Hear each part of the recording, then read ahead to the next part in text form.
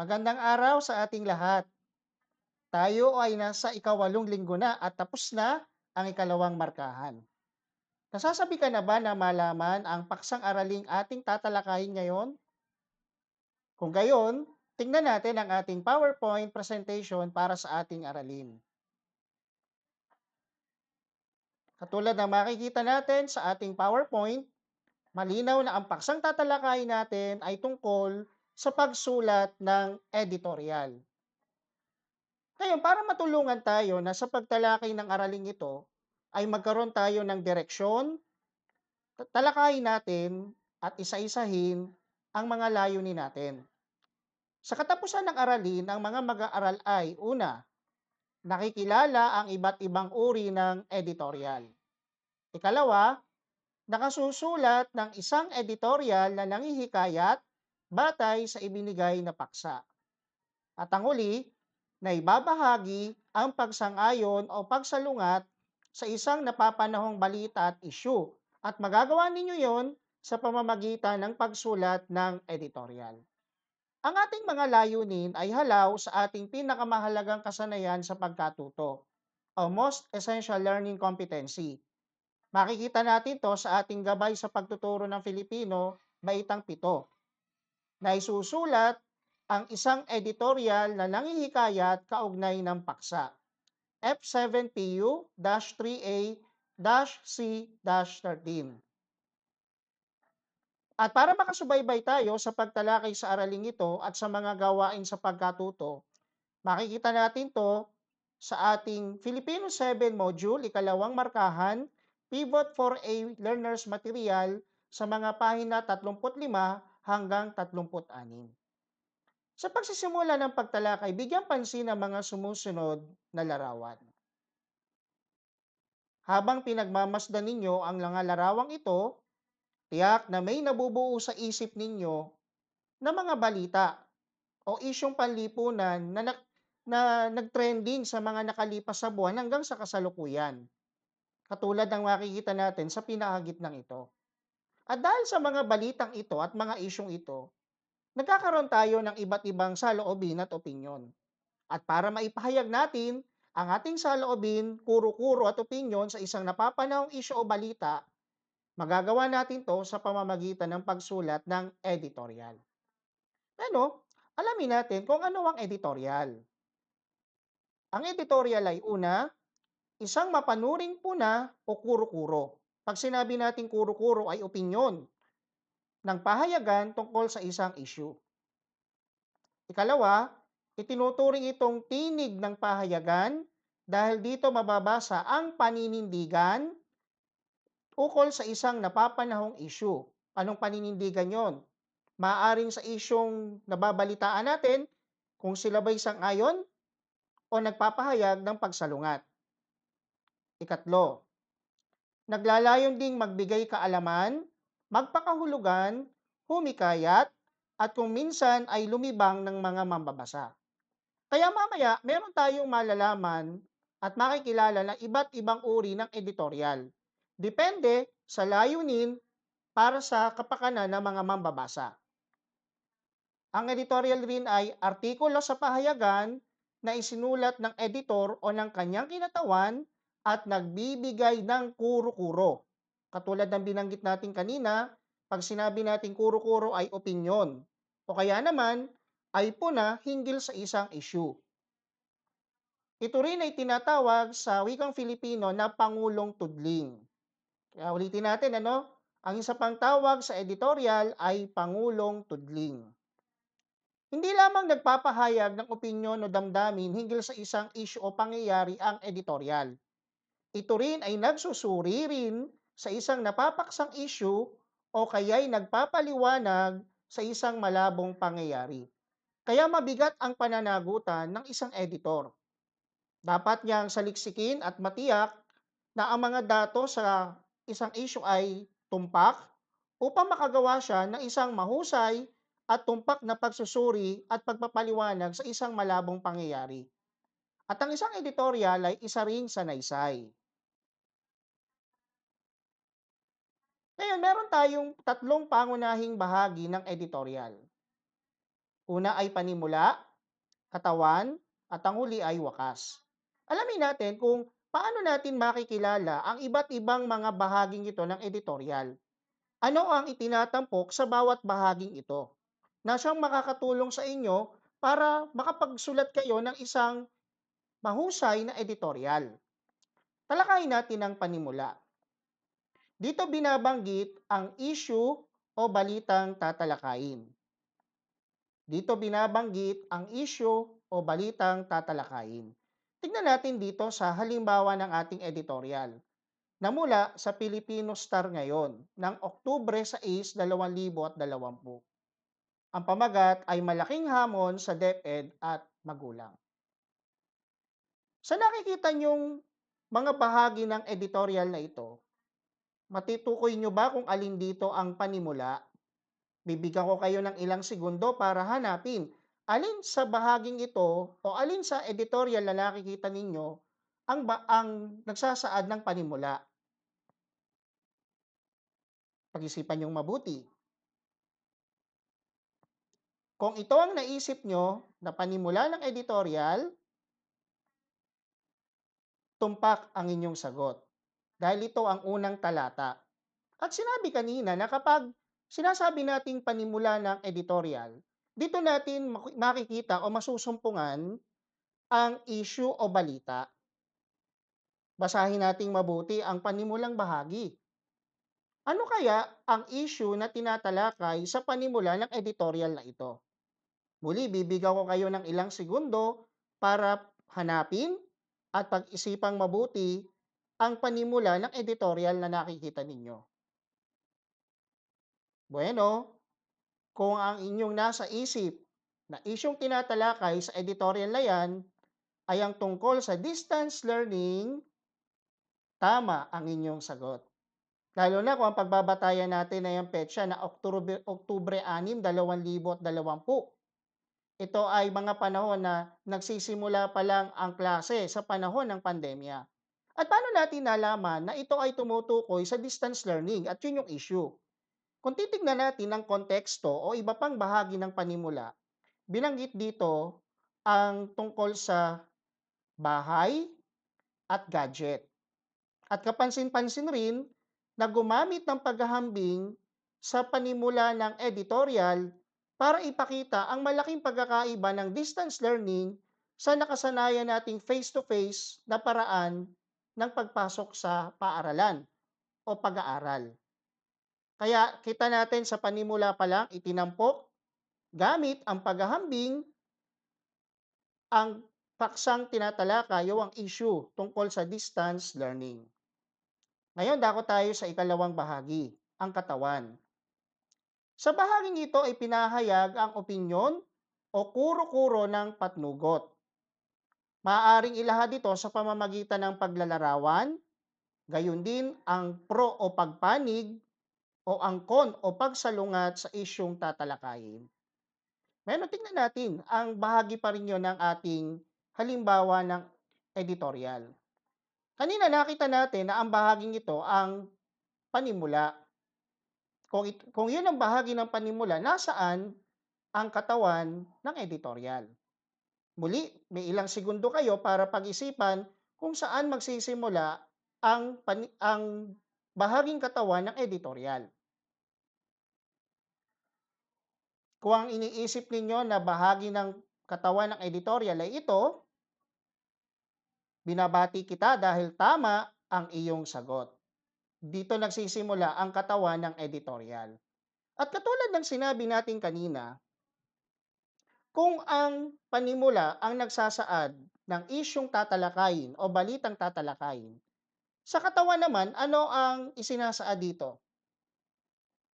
Dito isinasaad ang opinyon o kuro-kuro ng isang manunulat o editor. Ngayon, matutukoy mo kaya sa unang bahagi ng katawan ng editorial kung alin diyan ang kuro-kuro o opinyon ng manunulat? May ilang segundo ka para hanapin at pag-isipan kung alin sa bahaging ito ng katawan ang opinyon ng manunulat. Ngayon, Kung ang bahaging ito ang iyong napili, mas lalong naging malaking hamon ang bagong pamamaraan hindi lamang sa mga guro kundi pati sa mga magulang, tumpak ang iyong sagot. Dahil ito ang bahaging nagsasaad ng opinyon ng manunulat. Na dahil sa pagkakaroon ng distance learning at iba ito sa dati nating nakasanayang face-to-face sa pagpasok sa paaralan at pag-aaral, mayroong malaking hamon sa mga magulang at maging sa mga guro. At muli, makikita natin sa bahaging ito, meron muling paghahambing para itampok ang opinyong yon. Na kung dati, ang may mga hamon lamang ay ang mga guro sa pagtuturo sa mga mag-aaral, ngayon ay meron na ring mas malawak na responsibilidad ang mga magulang sa patnubay sa kanilang mga anak na nag-aaral. Ngayon, dako tayo dun sa sumunod na mga bahagi ng katawan. Hanapin din natin sa mga sumusunod na bahagi ng katawan, anong mga sumusuportang mga bahagi ang nagpapatunay doon sa opinyon ng manunulat na may hamon sa distance learning sa panig ng mga guro at ng mga magulang. Unahin natin sa mga guro. Sa bahaging ito, alin dito ang nagsasaad ng hamon para sa mga guro? Para suportahan yung opinyon na binanggit kanina sa unang bahagi ng katawan. Kung itong bahaging ito ang nakita mo, na nagsasabing ang mga mag-aaral na hindi makaka-access internet dahil nasa malalayong lugar, ay dadalhan nila ng mga self-learning modules. Sino ang tinutukoy dito? Tignan natin ang kasunod na pangungusap. Hahanapin umano ng mga guro ang tirahan ng mga mag-aaral para hatiran ng modules. Hindi ba't ang bahaging ito ay sumusuportang detalye na nagpapatibay sa opinyon ng editor na may hamon sa distance learning sa pagitan ng mga guro at ng mga magulang? Kaya itong bahaging ito ay sumusuporta doon sa opinyon na yon. Dumako tayo sa sumunod na bahagi ng katawan. Aling bahagi sa sumunod na talata ang sumusuporta naman na mayroong hamon sa panig ng mga magulang? May ilang segundo kayo para pag-isipan ito. Kung ito ang nakita nyo, partikular na yung ikalawang pangungusap na nakikiusap naman ang DepEd sa mga magulang na gabayan ang kanilang mga anak sa pag-aaral, tama ang inyong sagot. Maring ibangon din natin yung tanong na paano kung ang mga magulang ay may trabaho o hanap buhay? Paano kung ang mga magulang ay marami pa ring mga anak na maliliit na kailangang asikasuhin? Paano naman kung kapwa ang mga ama o ang ama at ang ina ay may hanap buhay at walang ibang adulto na pwedeng tumutok sa mga mag-aaral na nag-aaral sa ilalim ng distance learning? Paano magiging posible ang pagkatuto sa panahong ito ng pandemya? Kaya ang bahaging ito ay sumusuporta sa detalyeng binanggit natin hinggil sa opinyon ng editor na may hamon sa distance learning kapwa sa mga magulang at sa mga guro. Bukod pa riyan, makikita pa rin natin dito ang isa pang opinyon o kuro-kuro ng manunulat sa bahaging pa rin ito ng katawan ng editorial. Nakita nyo na ba sa huling bahagi ng katawan ng editorial ang nagsasaad ng kuro-kurong yon? Beno, kung ito ang nakita ninyo, tama ang inyong sagot. Binanggit dito ang isa pang kuro-kuro ng manunulat ng editorial. Bagong pamamaraan ng pagtuturo kaya nararapat lamang na magabayan ng maayos ang mga bata. Kapag hindi sila nagabayan, sayang ang pagtuturo, mawawala ng saysay ang lahat. Ano ang magiging konklusyon natin? Sa pagsusuring ginawa natin sa halimbawang ito ng editorial, nakita natin ang opinyon o kuro-kuro ng manunulat hinggil sa issue o paksang tinatalakay tungkol sa distance learning at kung paano ito sinuportahan ng iba't ibang mga patunay o katotohanan na nakalap ng manunulat. Dako tayo sa wakas. Dito naman ipinahayag ang bahaging panghihikayat o paglagom upang mabuo sa isipan ng mambabasa ang pananaw na naisikintal ng editorial. Ano ba yung tinatawag nating panghihikayat? Sa Ingles, ginagamit natin yung salitang to persuade upang maakit natin ang mga mambabasa na kumilos o kaya naman ay paniwalaan ang ating opinyon. Ano naman yung tinatawag nating paglagom? Pag sinabi nating paglagom, ito yung pagtitipon ng mga detalye o ng mga kaisipan sa maikling paraan. Ibig sabihin, yung tinatawag nating paglagom sa wakas ng editorial, dito binabanggit yung pangkalahatang opinyon ng sumulat ng editorial hinggil sa isyung kanyang tinalakay. Parang pinakasumaryo yung tinatawag nating paglagom. Upang sa gayon ay mag-iwan ng pananaw na naisikintal ng editor o ng editorial sa mga mambabasa. Tignan natin ang halimbawang ito. Kanina nakilala natin na ang bahaging ito ay tinatawag nating katawan ng editorial. Kung iyon ang katawan ng editorial, nasaan dito ang wakas ng editorial? May ilang segundo kayo para hanapin at pag-isipan. Alin ang wakas ng editorial? Kung iisang iniisip natin at ito ang iniisip mo rin na wakas ng editorial, tumpak ang iyong sagot. Tanong, nasaan dito ang paglagom sa opinyon ng editor na binanggit na rin kanina sa unang bahagi ng katawan ng editorial?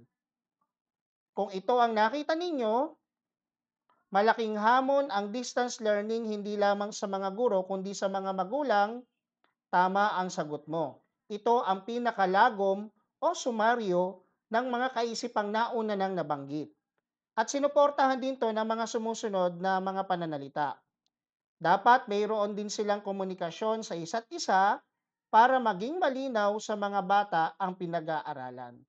Dapat magkatulong sila para magtagumpay ang mga bata. Kaya dahil sa nakita natin na may hamon sa distance learning sa pagitan ng guro at ng mga magulang, ano yung kaisipan na nais iwanan o ikintal ng editorial?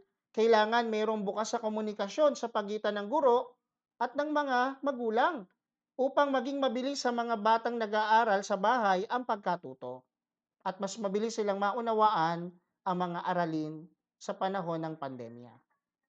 Kaya naging malinaw sa atin kung paano natin natukoy ang mga bahaging tinatalakay o ang iba't ibang tinatalakay sa mga bahaging ito ng editorial. Ngayon, kilalanin naman natin ang iba't ibang uri ng mga editorial. Una, nagpapabatid, nagpapakahulugan, nanghihikayat, nagpaparangal o nagbibigay puri, nanlilibang, nagpapahalaga sa natatanging araw. At meron din tayong editorial na namumuna. Talakayin natin yung una, editorial na nagpapabatid. Ipinaliliwanag o nililinaw ang isang issue sa hangaring higit na maunawaan ang balita o pangyayari. Ikalawa, editorial na nagpapakahulugan. Binibigyang kahulugan ang isang pangyayari o kasalukuyang kalagayan sang-ayon sa paningin o pananaw ng pahayagan. Ang tawag diyan, editorial na nagpapakahulugan. Ikatlo, editorial na namumuna. Isang hayagang panunuri, ngunit di naman pagbatikos tungkol sa isang mainit na issue. May layuning itong magmungkahi sang-ayon sa paninindigan ng pahayagan. Nais ating idiin na magkaiba ang pamumuna sa pambabatikos. Bagaman sa unang tingin parang may pagkakahawig lang ang diwa nito pero meron itong pagkakaiba. Pag sinabi nating pamumuna, ito ay tinatawag nating kritisismo sa layunin na magbigay ng mga suhestyon o mga mungkahi. Kaya mayroong pamumuna dahil dun sa pagsusuri o pagmamasid sa mga bagay na nasa paligid o pagtingin sa bawat anggulo ng mga issue. Samantalang ang pagbatikos naman ay tumutukoy sa matinding pamumuna na may halong na may kasamang pagtutol at hindi pagtanggap sa isang issue na tinatalakay. Kaya mas matindi ang diwa na ipinapahiwatig ng pagbatikos, pagkontra o pagkondena ang ipinapahiwatig na diwa nito. Sunod natin ay ang editorial na nanghihikayat. Mabisang nanghihikayat sa mga mambabasa upang sumang-ayon sa isyong pinapanigan o pinaninindigan ng pahayagan. Ang tawag natin dyan ay editorial na nanghihikayat. Editorial na nagpaparangal o nagbibigay puri. Nag-uukol ng papuri o karangalan sa isang tao o kapisanang nakagawa ng kahanga-hanga. Maaaring yung taong pinapapurihan o pinibigyan parangal ay buhay pa o kaya naman ay mga yumao na may nagawang mabuti o kahanga-hanga sa ating lipunan. Editorial na nanlilibang. Nahawig ito sa sanaysay na impormal. Tumatalakay ito sa anumang panig ng buhay, kaya't madalas na nakawiwili ang paksa, nakalilibang sa mga mambabasa o nakapagbabalik ng masasaya o maging sentimental na alaala. Yun ang tinatawag nating editorial na nanlilibang. Editorial na nagpapahalaga sa natatanging araw.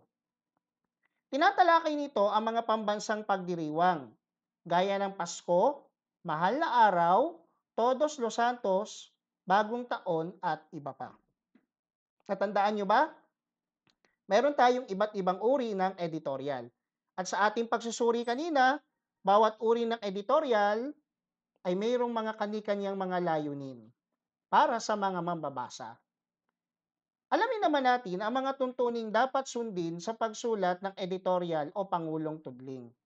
Pakinggan niyong mabuti ito para matulungan kayo na magabayan sa kung ano yung dapat at hindi dapat gawin kapag tayo ay sumusulat ng editorial. Una, magkaroon ng kawili-wiling panimulang maikli lamang upang maakit ang atensyon ng mga mambabasa. Pansinin natin, maikli lamang, hindi kailangang mahaba kaagad ang panimulang bahagi ng ating editorial. Angkop lamang na simulan natin to sa pamamagitan ng pagbanggit ng issue na tatalakayin natin sa ating editorial at iharap ito sa kawili-wili at nakapupukaw pansin ng mga mambabasa. Ikalawa, buuin ang katawan sa pamamagitan ng paglalahad ng mga katibayan sa paraang maayos at malinaw. Ikatlo, iwasan ang pagbibigay ng pangkalahatang patakaran sa halip. A. Gumamit ng mga halimbawa at paglalarawan upang pagtibayin ang simula. B. Gumamit ng paghahambing at pag-iiba-iba, katulad ng nakita natin kanina. Sa panimula pa lang hanggang dun sa katawan, gumamit ng paghahambing para itampok bakit naging issue yung paksang tinatalakay doon sa editorial. Letter C. Gumamit ng magkatulad na kalagayan. At ang huli, banggitin ang pinagmula ng mga inilalahad na kalagayan. Ikaapat, tapusin ang naaangkop. Bigyan ng mahusay na pagwawakas.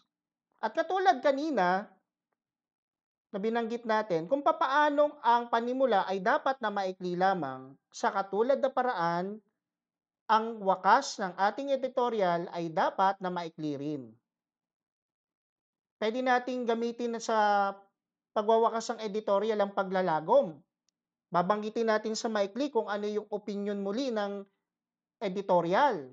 O kaya naman, pwedeng tapusin natin to sa pamamagitan ng panghihikayat sa mga mambabasa na kumilos salig sa mga binigay nating katwiran o opinyon. Ikalima, tandaan ang pinakamahalagang bahagi ay ang panimula at wakas. Kaya diniin sa atin na dapat na ito'y maikli lamang. Bakit?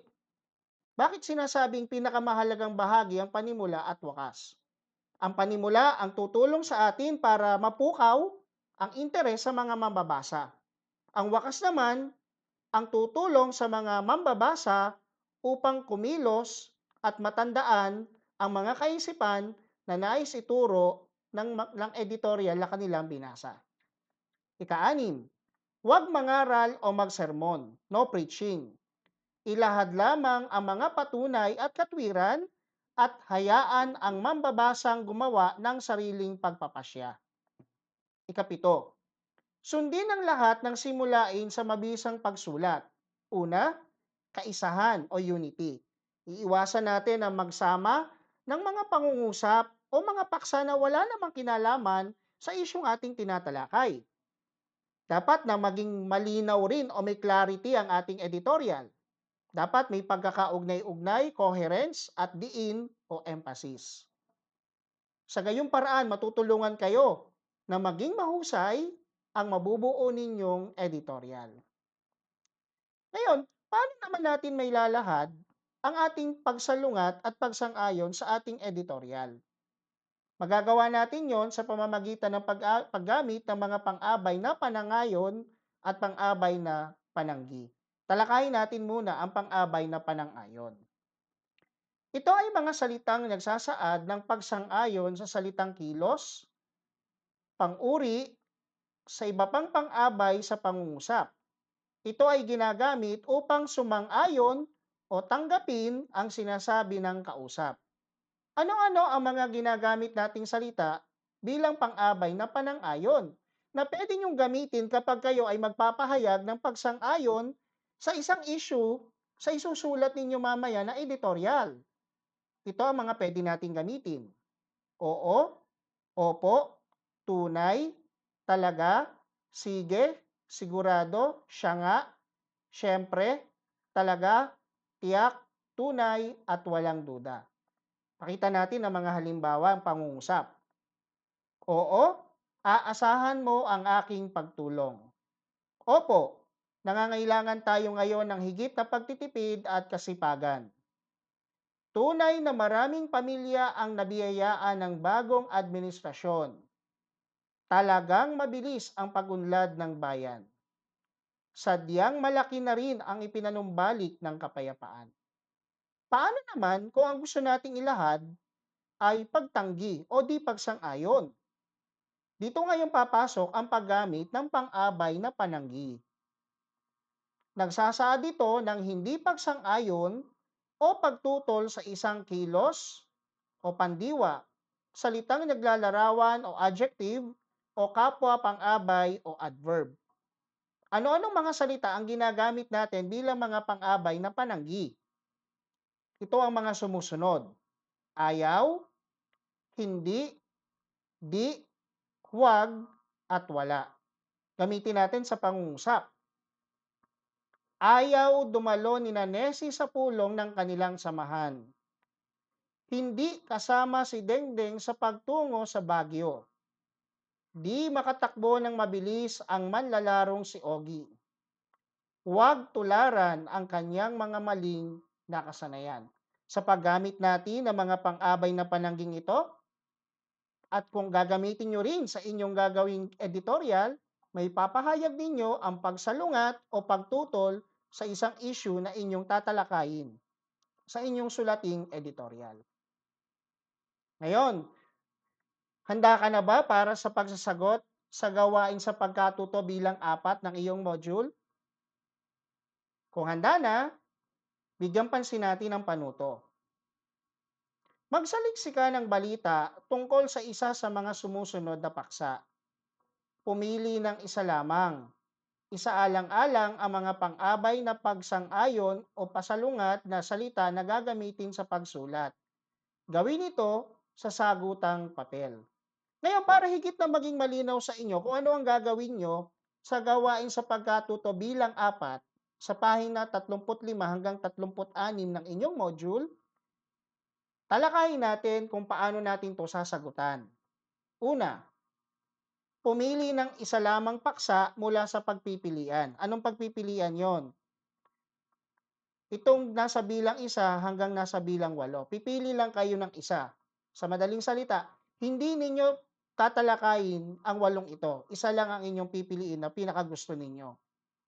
Sunod, kapag nakapili na, maghanap ng balita kaugnay ng napili mong paksa.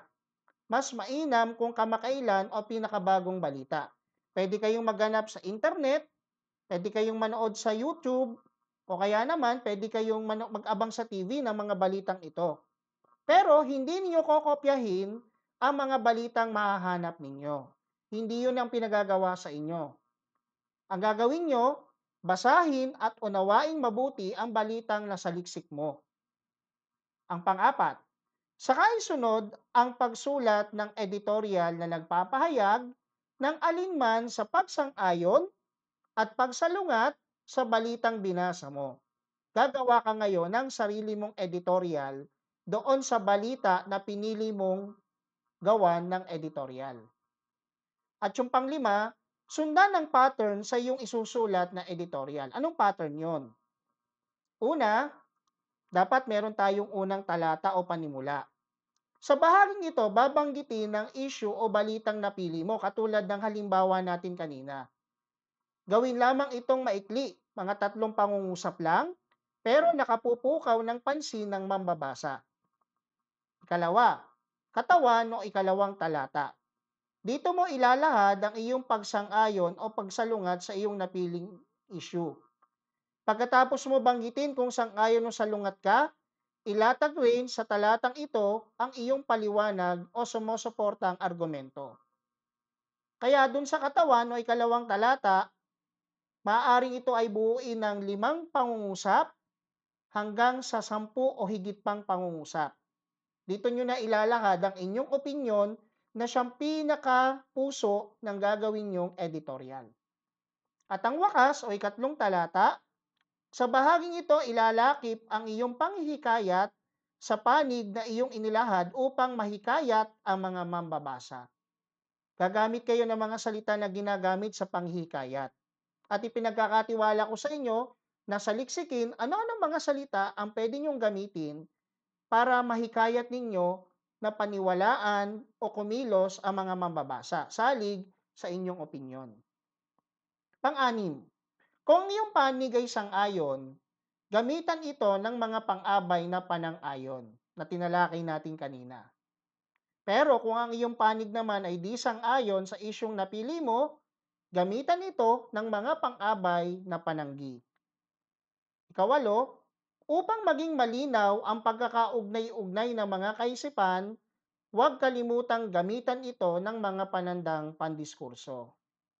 At ikasyam, kung may gagawin kayong paghahambing, katulad ng halimbawa kanina na nakita natin, pwede nyo itong gamitan ng hambingan ng pang-uri. Pero bilang pag-uulit, kapag gagamit kayo ng mga pang-abay na panang-ayon at pang-abay na pananggi, depende sa inyong panig kung sang-ayon kayo o di sang-ayon, pakisuyong bilugan ito gamit ang pulang ballpen. Ngayon, sa inyong module, merong bahagi rito na madalas na kinokopya at yun ang sinasagutan ng mga mag-aaral. Bagaman paulit-ulit na itinatawag pansin na hindi kailangang sagutan at kopyahin yon, nais ating banggitin muli kung ano ang hindi kokopyahin at sasagutan sa inyong module. Sa halip, magpo-focus lang kayo sa pagsulat ng sarili ninyong editorial. Makikita nyo sa inyong module sa pahina 36 ang pamantayan sa pagsulat ng editorial. Nakakalungkot, ano? Madalas na ito ang kinokopya ng mga mag-aaral at ito ang sinasagutan. Pero bilang pagdiriin, hindi kokopyahin at sasagutan ang bahaging ito. Kaya pagkatapos mong mapanood ang video lesson na ito, huwag mo nang kopyahin at sagutan ang bahaging ito ng module natin para sa ika-8 linggo. Ito ay magsisilbing gabay o pamantayan para mapahusay ninyo ang inyong gagawing editorial. Nawa nakatulong sa inyo ng malaki ang pagtalakay natin sa paksang tinalakay natin ngayon. At pakisuyo na huwag kalimutang mag-iwan ng comment sa comment section ng YouTube channel na ito upang maipahayag ninyo kung ano yung mga natutuhan ninyo sa tinalakay nating aralin ngayon. At dahil tapos na ang ikalawang markahan, nasa kalagitnaan na tayo ng school year, pakisuyo, hindi ito ang panahon para tayo ay sumuko sa pag-aaral. At nais kong iwanan sa inyo ang isang napakagandang mensahe mula sa salita ng Diyos. Mula sa Galacia Kabanatang 6, ang talata ay 9. Kaya huwag tayong tumigil sa paggawa ng mabuti dahil mag-aani tayo sa takdang panahon kung hindi tayo titigil.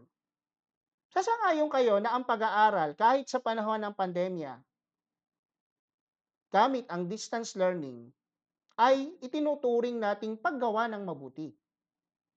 Sa pamamagitan ng pag-aaral sa ganitong pamamaraan, natututo tayo kahit wala tayo sa silid-aralan. May pakinabang ba sa pagkatuto? Meron. Ang pagkatutong ito sa ating tinatalakay na mga aralin sa wikang Filipino ay magagamit nyo rin sa inyong pang-araw-araw na buhay. Magagamit nyo rin ito upang mapahusay ang kakayahan sa inyong pag-unawa sa pagbasa, sa pagsasalita, sa pakikinig, panonood, at maging sa pagsusulat katulad ng gagawin nating kasanayan ngayon. At kapag tayo ay hindi tumitigil, hindi tayo sumusuko kahit mahirap ang mga learning task na pinagagawa sa atin, tiyak na makikinabang tayo sa pagkatuto na natamo natin. Katulad ng binanggit ng Bible verse, mag-aani tayo sa takdang panahon kung hindi tayo titigil. Nawa, mag-enjoy tayo sa ating patuloy na pag-aaral. Habang tayo ay natututo, tinuhubog nito ang ating buong pagkatao. Muli, maraming salamat sa inyong pakikinig.